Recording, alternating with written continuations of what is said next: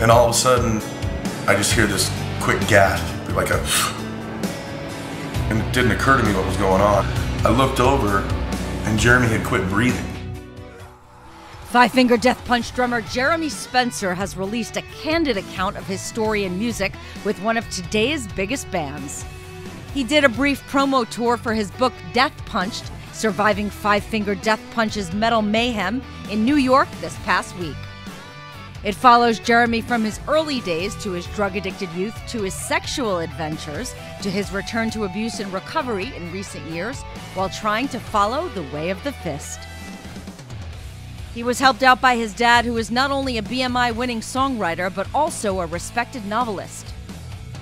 While it's good to get dear old Dad's help, we asked him if it was easy bringing the stories of debauchery, drug use, and other unflattering moments to his father to read and edit for the book. We've always been really close. So, going through this process, especially sending the stuff to him, it was a little tough for him to read some of it. He knew a lot of the stories because he lived them with me earlier on.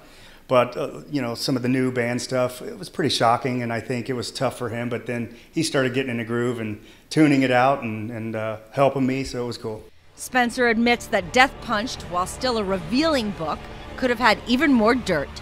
Well, the tone overall, whenever I did my first draft, it was pretty raw, and it was there was no filter. So he was like, I get that you're angry today and you're dealing with this and you're processing it now, but let's maybe chop this and this out and tone it down here and tighten it up there. So looking back now, I'm glad that happened because time has gone by.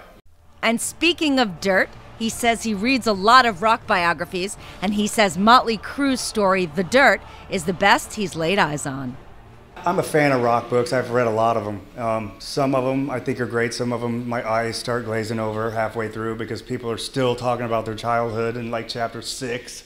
Let's get to the dirt, I like Motley Crue, The Dirt. I like the good stuff that you can't wait to turn the page, man. So I tried to do something that, it did tell the whole story, but I didn't want you to be able to put it down. Like I kept switching back and forth from childhood to present day, rather than starting from birth on up and boring people to tears with the youth part of it.